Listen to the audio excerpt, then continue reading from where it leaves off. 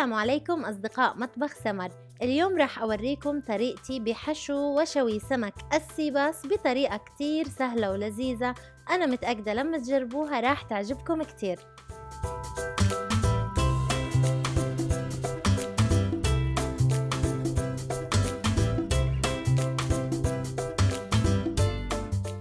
أول خطوة بنطلب من السماك إنه يفتح السمكة من بطنها وينظفها ويشيل عنها القشور.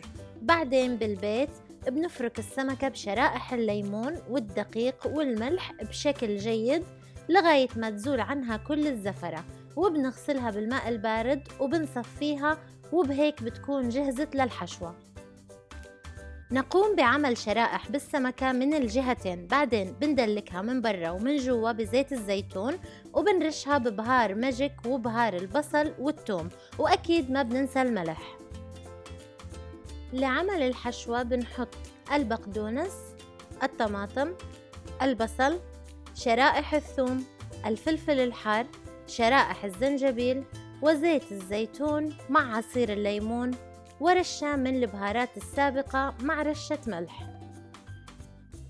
بنحط السمكة على صينية فرن مبطنة بورق القصدير المدهون بزيت الزيتون، وبعدين بنحشي السمكة بثلثين كمية الحشوة، وبنوزع عليها شرحات الليمون بهالشكل.